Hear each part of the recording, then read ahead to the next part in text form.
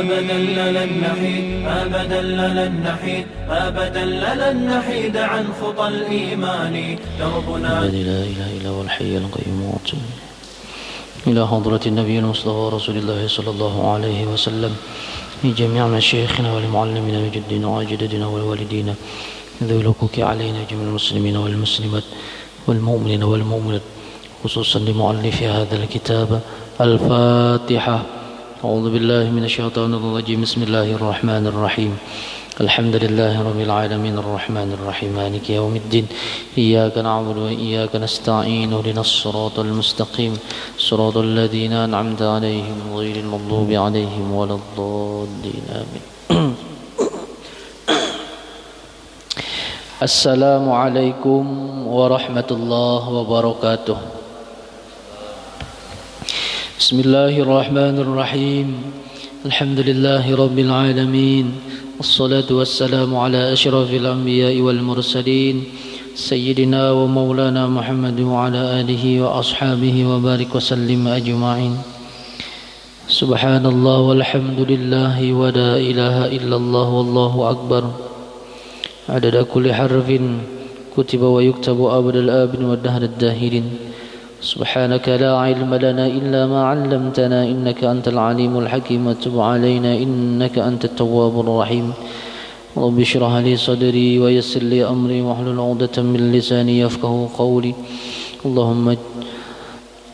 اللهم افتح علينا فتح العارفين ونور بصائرنا بأنوار العرفان واليقين واجعل أعمالنا خالصة لوجهك الكريم ولا حول ولا قوة إلا بالله العلي العظيم. وقال مؤلف رحمه الله تعالى ونفعنا به وبعلومه في الدارين آمين. Alhamdulillah, marilah kita panjatkan puja dan puji syukur kehadrat Allah Subhanahu wa taala atas segala nikmat anugerah yang telah diberikan kepada kita sehingga kembali pada subuh Jumat kali ini dan di dalam ruangan yang mulia ini kita kembali dipertemukan oleh Allah Subhanahu wa taala. Mudah-mudahan apa-apa yang kita usahai, apa-apa yang kita lakukan bernilai ibadah di sisi Allah Subhanahu wa taala. Amin ya rabbal alamin. Salawat serta salam selalu tercurah kepada junjungan kita Nabi besar Muhammad sallallahu alaihi wasallam, berikut keluarga, sahabat dan pengikut beliau ila yaumil qiyamah. Hadirin yang dirahmati Allah Subhanahu wa taala.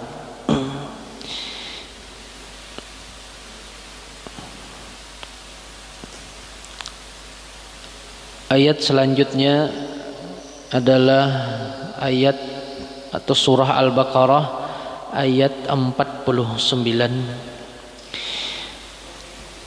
Allah Subhanahu wa taala berfirman, A'udzu billahi minasy syaithanir rajim. Bismillahirrahmanirrahim. Wa idh najjaynakum min ali fir'auna yasumunakum su'al 'adzab يذبحون أبناءكم ويستحيون نساءكم وفي ذلكم بلاء من ربكم عظيم. Dan ingatlah ketika kami menyelamatkan kalian min ali Fir'aun, daripada keluarga Fir'aun atau pengikut-pengikut Fir'aun, yasumunakum su'al azab, yang mereka menimpakan siksaan kepada kalian berupa dengan membunuh anak-anak laki-laki kalian, wa yastahyuna nisaakum, dan membiarkan hidup akan perempuan-perempuan kalian, Wa fi dzalikum bala'um min rabbikum 'azim, dan yang pada demikian itu merupakan cobaan dari Tuhan kalian yang Maha Agung. Ayat 49 ini masih berkaitan dengan peringatan Allah kepada orang-orang Bani Israel. Jadi panjang benar anunya apa? Peringatan Allah tentang kepada orang-orang Bani Israel ini. Wa quri'a anjaynakum wa najaitukum.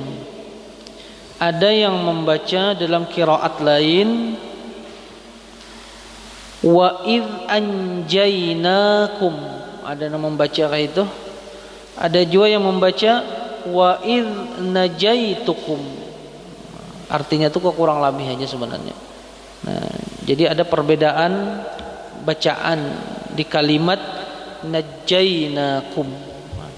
Jadi ada yang membaca anjainakum dan ada yang membaca najaitukum. Fa idh fi mawdhi'i nasbin atpan. Nah, jadi idh di situ wa idh itu menjadi atop kepada kalimat sebelumnya, atau artinya masih ada hubungan dengan kalimat sebelumnya. Ai takdirnya kayak apa? Wadhkuru idh najjainakum, dan ingatlah ketika kami menolong kalian. Nah, jadi di situ kalimatnya wadhkuru idh najjainakum. Nah, jadi Allah masih ingin mengingatkan kepada orang-orang Bani Israel. Wahai orang-orang Bani Israel, ingatlah bagaimana kami menyelamatkan kalian. Maksudnya menyelamatkan bapak-bapak kalian, menyelamatkan datuk kalian.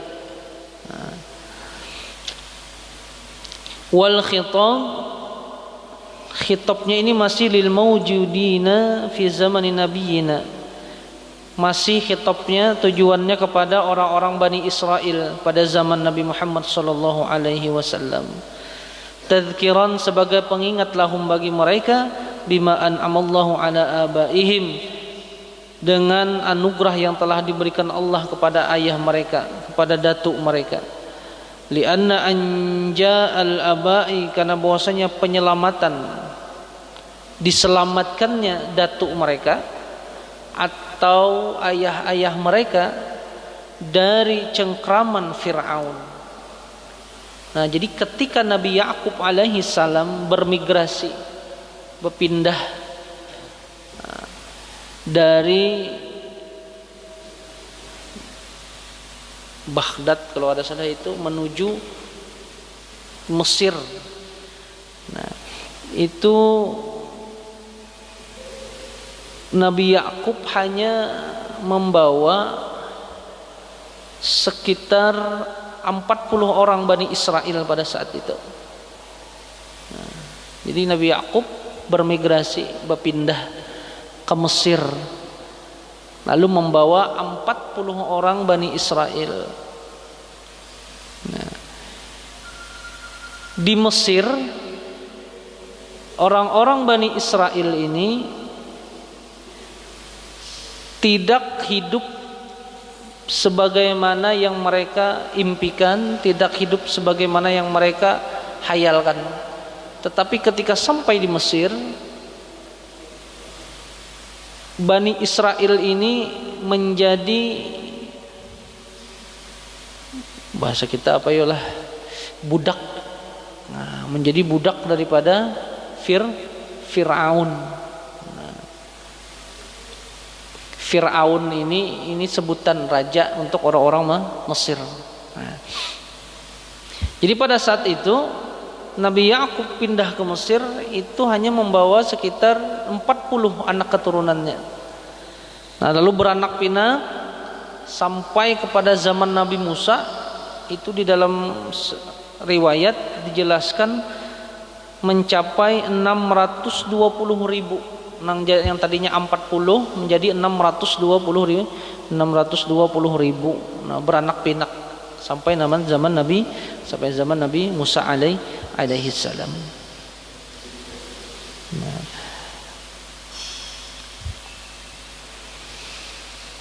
Di Mesir mereka dijadikan budak, disuruh begawe kasar, model dihinakan orang benar kehidupan mereka di situ. Nah, di dalam cengkraman Fir'aun. Nah, lalu Allah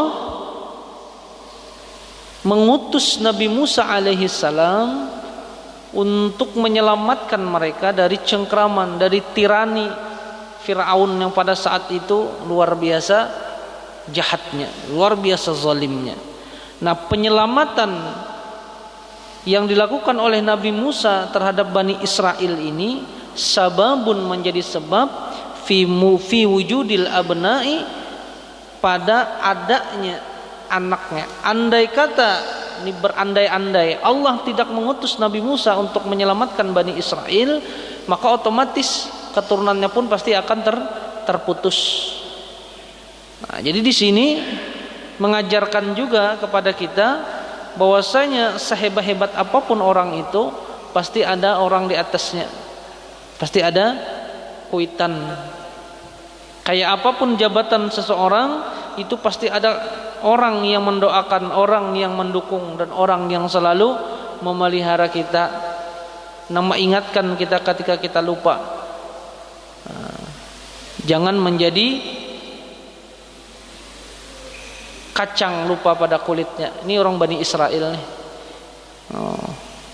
Orang-orang yang lupa akan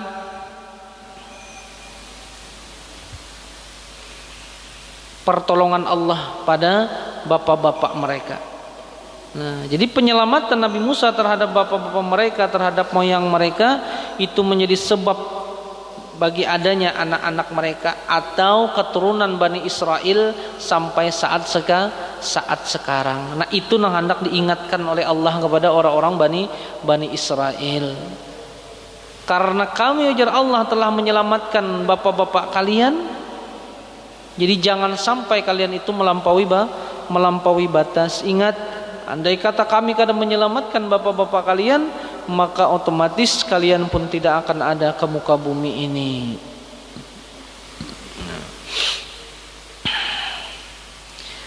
Nah, jadi wadhkuru idz najjainakum wa idz najjainakum, ay wadhkuru idz najjainakum, ingatlah ketika kami menyelamatkan kalian. Maksudnya udhkuru idz najjaina abaikum, ingatlah ketika kami telah menyelamatkan ayah-ayah kalian, bapak-bapak kalian, moyang kalian dari cengkraman Fir'aun.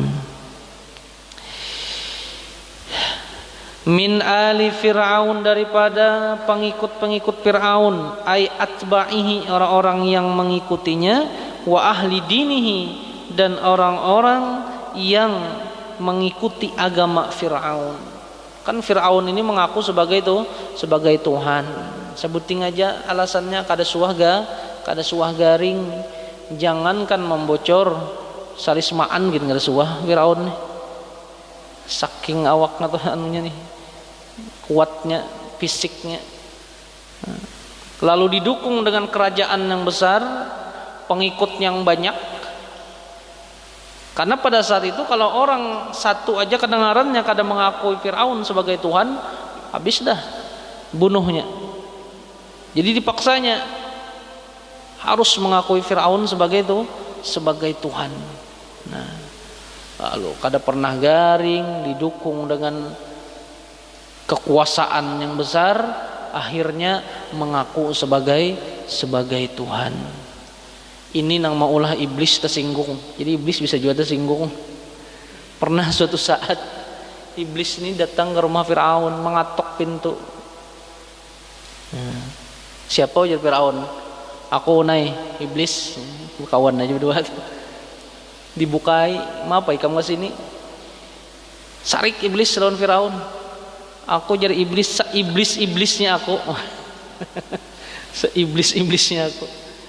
Kada suah mengaku sebagai Tuhan. Ya kalau lah kada ada sejarah iblis itu suah mengaku Tuhan, kada ada. Iblis itu hanya sombong aja. Itu nang penyebab dia dikeluarkan dari surga. Sedangkan Firaun mengaku Tuhan. Ikam ni alahan pada aku jadi iblis. Aku aja kada suah mengaku Tuhan. Ikam mengaku Tuhan. Nah, makanya manusia itu jadi Imam Ghazali ada di tengah-tengah. Kadang-kadang manusia itu posisinya bisa lebih mulia daripada malaikat, dan kadang-kadang posisinya bisa lebih rendah daripada hewan sekalipun. Itulah manusia.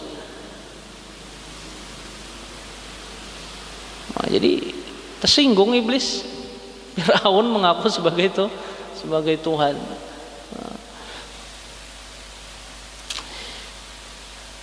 Wa umru Firaun, nah, menurut Al-Imam Nawawi di dalam tafsir ini, umur Firaun itu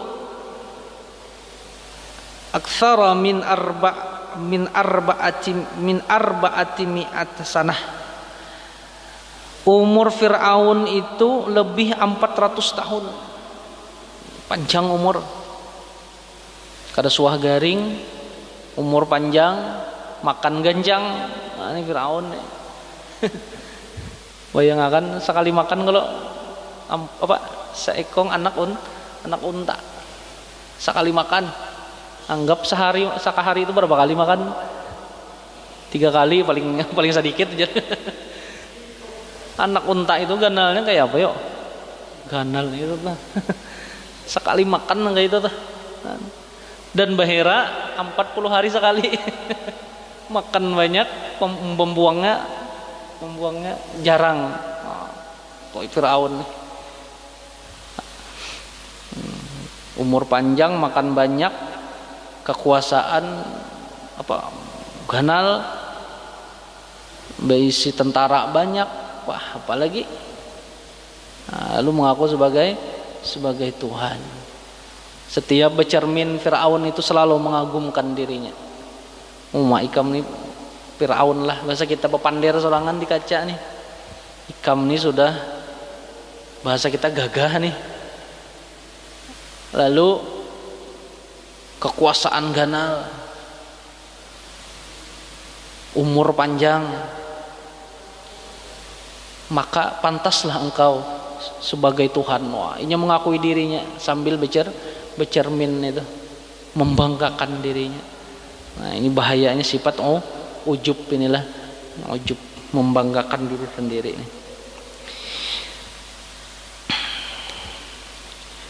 Nah, jadi umur Firaun itu lebih 400 tahun. 400 tahun, 4 abad. Nah, kita wah ini ada umur 100 tahun tuh kita masuk tuha benar sudah.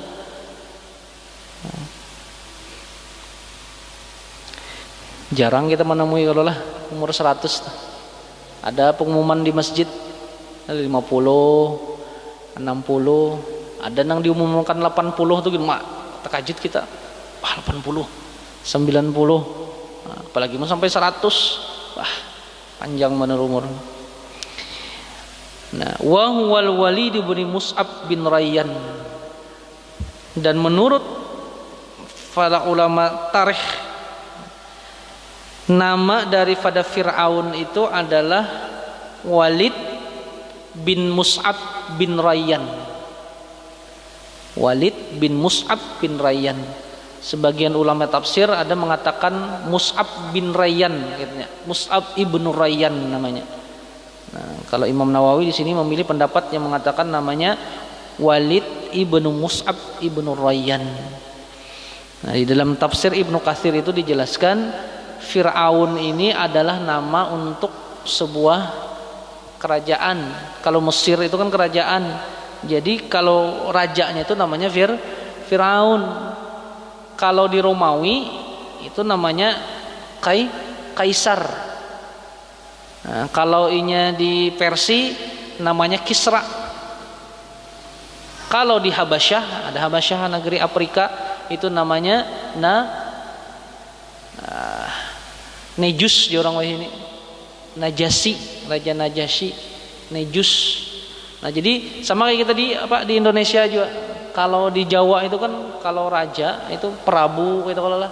Nah, sama aja model sebutan untuk raja sebuah negeri. Nah, jadi Firaun di sini sebutan raja untuk sebuah negeri, itu negeri Mesir.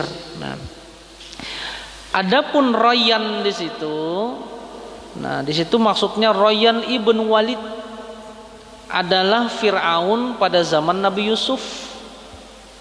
Nah, Rayyan kan ada itu, kan namanya tadi Walid ibnu Mus'ab ibnu Rayyan. Nah, Rayyan di situ pakaiannya dari Firaun Nabi Musa. Ini kan Firaun pada zaman Nabi Musa. Nah, jadi basically namanya Rayyan. Rayyan ibnu Walid, yaitu Firaun pada zaman Nabi Yusuf alaihi salam. Nah, tetapi Rayyan ibnu Walid ini di dalam beberapa riwayat mengatakan mengikuti risalah yang dibawa oleh Nabi Yusuf. Sedangkan Fir'aunnya pada zaman Nabi Musa, nah ini kada mau mengikuti risalah yang dibawa oleh Nabi Musa. Nah, ini kisahnya kena ada di dalam yang lengkap nih kena di dalam Quran surah Al-Qasas, Asy-Syu'ara itu kena rinci di situ dikisahkan oleh Allah Subhanahu wa taala tentang kisah Nabi Musa, kisah Nabi Firaun, kisah sebagainya, itu banyak yang ada di situ.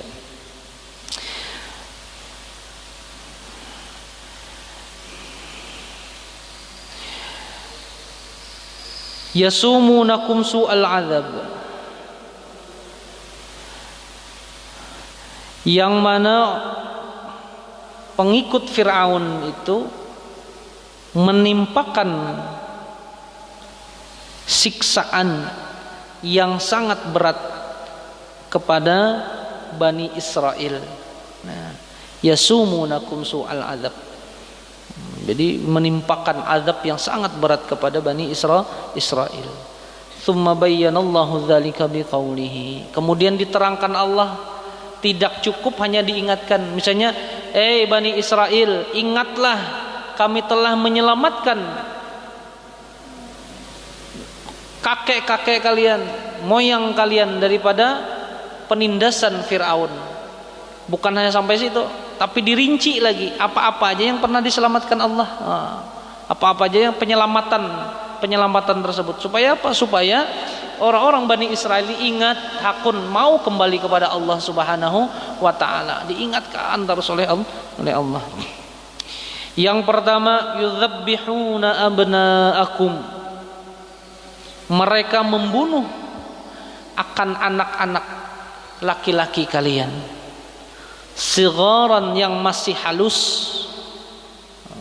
wa yastahyuna nisaakum, dan membiarkan perempuannya hidup. Kenapa demikian? Ada yang mengatakan ayatrukunahunna ahya'an sigharan wa yuqalu yastakhdimunahunna kibaran. Bebinian yang halus-halus dibiarkan hidup, tapi yang sudah tua, yang sudah ganal disuruh begawi, disuruh menjadi buruh kasar oleh orang-orang Firaun. Nah, kalau laki-laki sudahnya dibunuh. Kenapa demikian? Wadzalika anna fir'auna ra'a fi manamihi nara akbalat min baitil maqdis hatta ahatat bi buyuti misrin. Karena suatu ketika atau suatu hari Fir'aun pernah bermimpi melihat api, yang mana api ini hidup, api ini menyala dari Baitul Maqdis sampai memenuhi Mesir. Jadi apinya panjang dari Baitul Maqdis sampai Mesir. Firaun nih dalam mimpinya melihat api yang menyala dari Baitul Maqdis sampai Mesir, mengelilingi Mesir.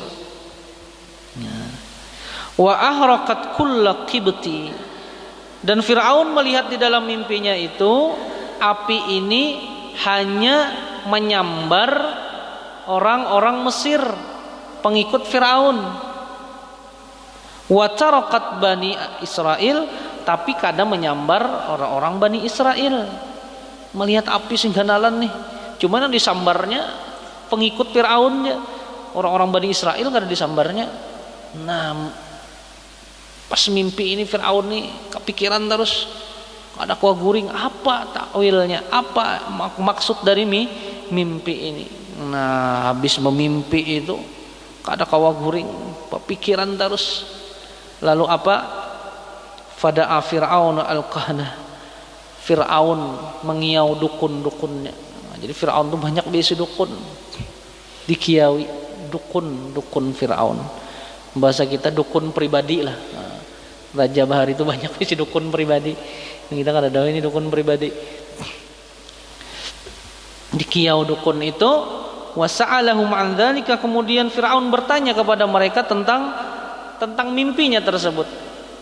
Faqalu, kemudian mereka menjawab, yuladu fi Bani Israel waladun, nanti akan dilahirkan dari kalangan orang-orang Bani Israel itu seorang anak laki-laki,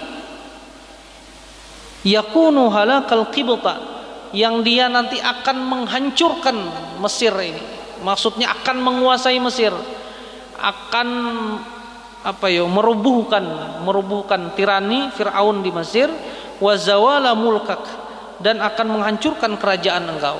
Nah, jadinya kena ada seorang anak laki-laki. Nah, jadi dukun ini rupanya membaca juga sudah. Ya, dukun ini bahasa kita rahib lah. Orang-orang yang memang menguasai kitab-kitab terdahulu. Nah, ada seorang anak kena lahir aja, nah, yang akan menghancurkan Mesir. Ala yadihi, dengan tangannya. Nah, mendengar yang seperti ini, fa'amara Fir'aun biqatli kulli gulamin yuladu fi Bani Israel. Maka pada saat itu menyuruhlah Fir'aun kepada para tentaranya untuk membunuh setiap anak yang lahir. Nah, setiap anak yang lahir pada zaman itu dari kalangan orang-orang Bani Israel.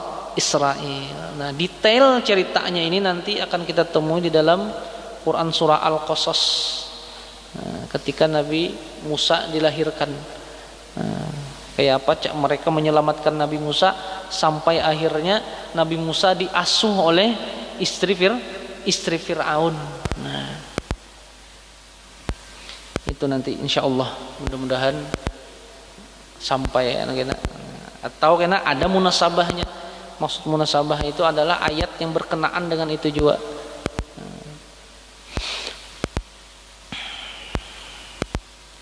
Hatta qatala min auladihim, sehingga pada saat itu Fir'aun membunuh daripada anak-anak atau keturunan Bani Israel ini isna asyara alf sabiyin, sekitar 12.000 anak. Pokoknya pada saat itu tuh di dalam beberapa riwayat dikatakan semua orang yang hamil di Mesir pada saat itu didata, semesiran didata siapa aja yang hamil babinian. Lalu di setiap rumah orang yang hamil itu di muka pintunya diandak beberapa orang penjaga, diandaki penjaga. Jadi apabila bak melahirkan, wah, amun lakian langsung dibunuh pada saat itu juga. Wah, ini kejamnya Fir'aun. Amun bebinian dibiarkan, amun lakian langsung dibunuh pada saat itu. Takutan. Fir'aun menganggap atau berupaya untuk menggagalkan takdir Tuhan. Nah, itu. Untuk menggagalkan semua yang sudah ditentukan kepada Fir'aun. Jadi apabila ada anak lelakian bunuh, dengan harapan masuk juga seorang anak yang akan menghancurkannya kelak, supaya terbuat juga itu kena. Jadi apabila lahir langsung dibunuh 12.000. Banyak benar berarti. Wa fi dzalikum bala'um min rabbikum 'azim, dan dengan pada yang demikian itu bala'um min rabbikum 'azim merupakan cobaan dari Tuhanmu yang maha agung. Jadi bala di situ maknanya cobaan. Bala itu bukan sesuatu nang sakit harus ada. Kadang-kadang bala itu sesuatu nang nyaman. Banyak harta bisa jadi bala juga. Kada harta bisa jadi bala juga. Posisi rendah kada ada jabatan bisa jadi bala juga. Posisi tinggi, jabatan tinggi bisa jadi bala juga. Jadi bala di situ maknanya wal bala'u huwal mihnah. Nah, tetapi kalau dikhitabkan atau diisyaratkan dengan siksaan Fir'aun kepada orang-orang Bani Israel, maka bala di situ merupakan bencana. Kalau dikhitabkan ke situ, diisyaratkan kepada siksaan Bani Israel, siksaan Fir'aun kepada Bani Israel. Tetapi apabila diisyaratkan, disandarkan kepada pertolongan Allah dengan mengutus Nabi Musa alaihissalam untuk menyelamatkan orang-orang Bani Israel pada saat itu, maka itu merupakan nikmat dari Allah. Nah, jadi artinya ada dua cara pandang di situ. Apabila kita memandang kepada siksaan Firaun, maka bencana. Tapi ketika memandang kepada pertolongan Allah kepada Bani Israel, maka itu adalah nikmat. Dan ini mengajarkan kepada kita bahwa segala sesuatu yang kita temui di dunia setiap hari, setiap saat, setiap waktu, itu menurut cara pandang kita masing-masing, yang intinya kembali kepada Allah Subhanahu wa ta'ala.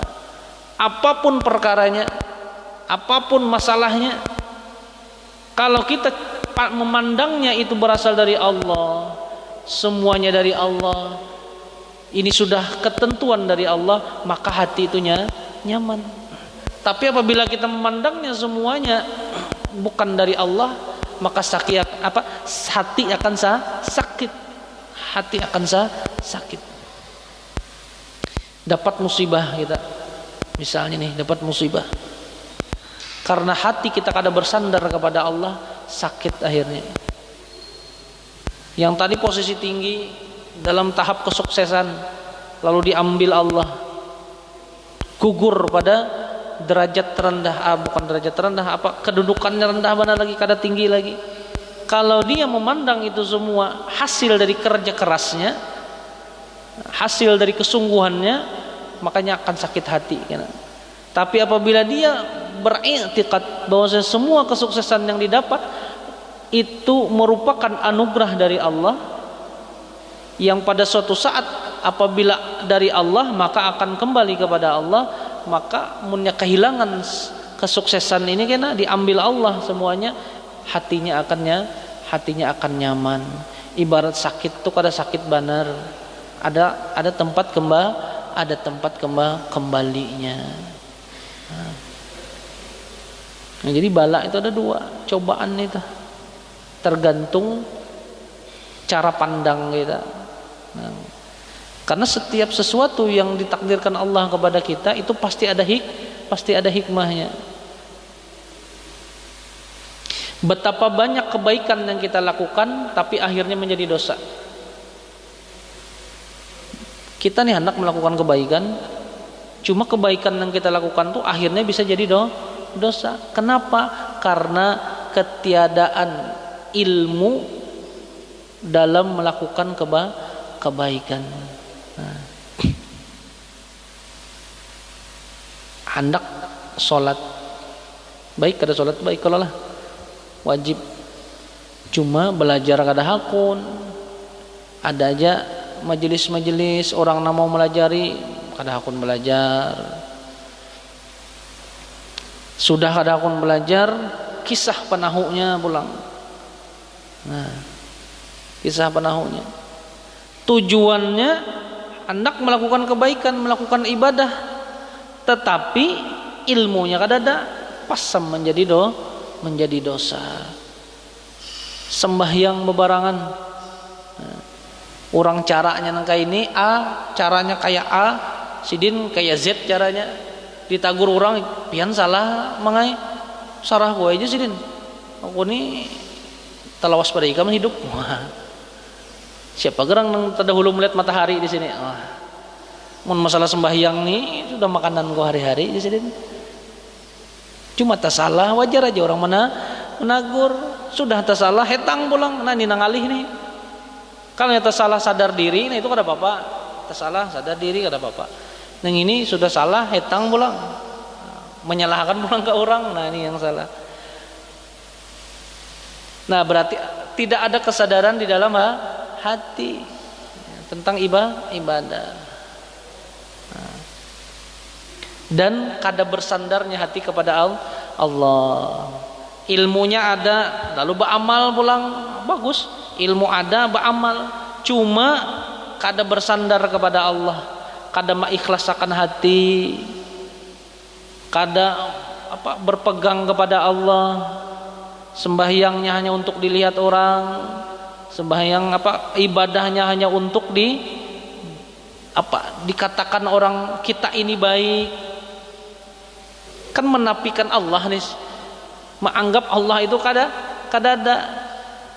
Nah, jadi apabila orang itu sudah ada ilmunya, lalu nyoba ibadah, lalu mengikhlaskan, tadarru, khusyuk, menyandarkan diri kepada Allah dengan sepenuhnya, terserah Allah ya lagi.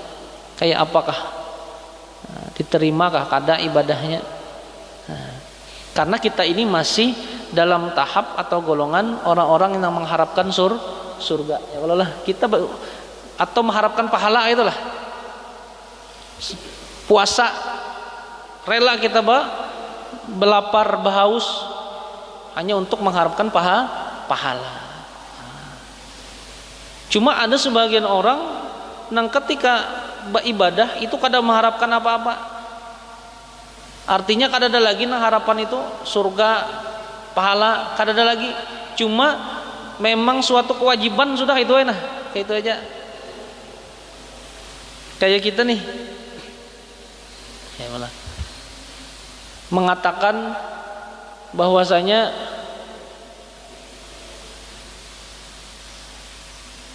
kain baju ulun ini kan putih nih, putih. Ketika kita menyambat putih, adalah kita hendak minta puji orang atau ulun memberi pian duit mengatakan ini putih, enggak ada kalau lah. Karena ini memang putih. Amun bilang jarun ini warna apa? Hirang ya pian. Atau habang. Berarti kan ada kesalahan nih dengan kita. Orang semuaan menyambat putih, kita aja menyambat habang atau hirang. Nah, ketika ini putih, ya memang putih. Karena ada kita diemeng-emengi hendak dapat duit ke atau pujian orang karena memang putih. Nah, kayak itu juga orang-orang yang menjalani suluk, orang tasawuf.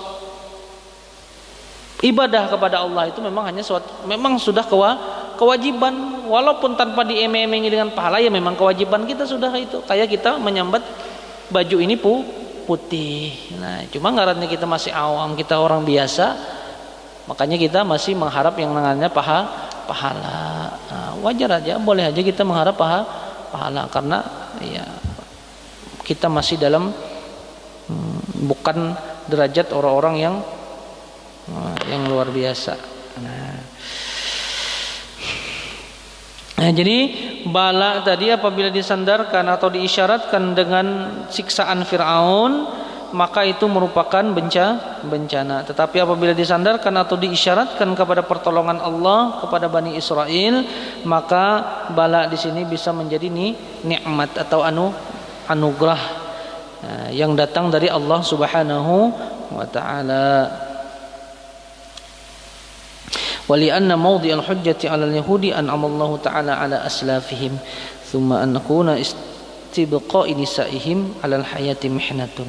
Nah, tadi kan Fir'aun membunuh akan anak-anak laki-laki dan membiarkan yang perempuan.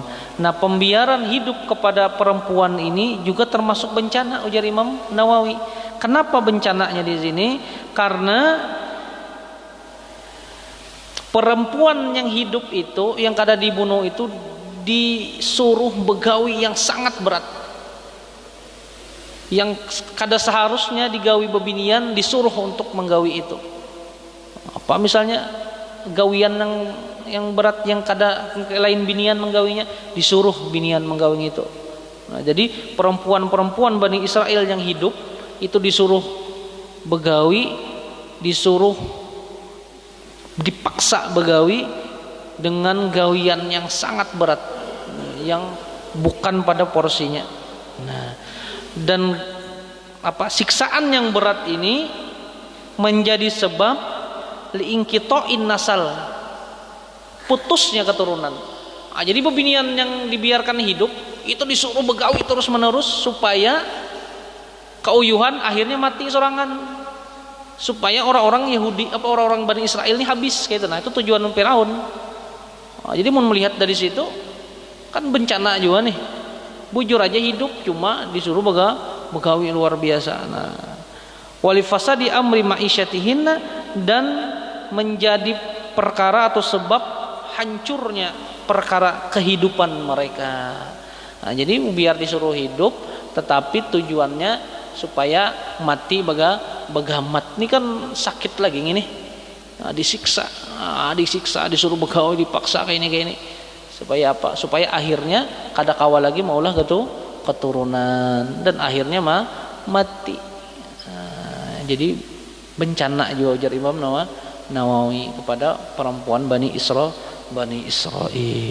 Nah, jadi Allah kembali mengingatkan orang-orang Bani Israel, dan ini pun juga menjadi iktibar bagi kita semua. Nah, bukan hanya kepada Bani Israel sebenarnya. Ini sindirannya pun kepada kita juga, supaya kita selalu ingat dengan nikmat-nikmat Allah yang telah diberikan kepada kita, supaya kita kada lupa. Nah, karena manusia ini kan tempatnya salah dan khilaf, tempatnya lupa. Kadang-kadang kita bisa lupa dengan asal mula kita. Nah, ketika nyaman sudah hidup segala macam, kadang-kadang kita lupa dari apa kita asalnya. Nah, jadi ini iktibar juga bagi kita. Mudah-mudahan kita selalu diberikan Allah petunjuk untuk melaksanakan, untuk berjalan di jalan kebaikan, dan mudah-mudahan Allah tetapkan iman kita, Allah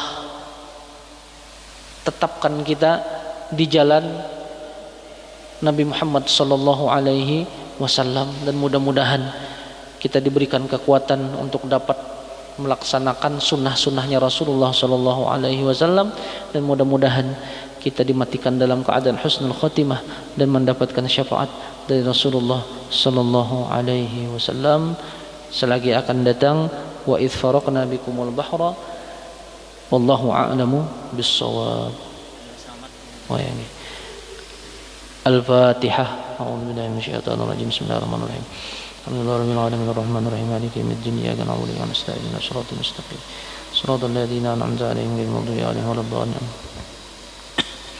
Amin ya Allah. Bismillahirrahmanirrahim. Alhamdulillahirabbil alamin wassalatu wassalamu ala asyrafil anbiya'i wal mursalin sayyidina wa maulana Muhammad wa ala alihi wa ashabihi wa barik wa sallim ajma'in.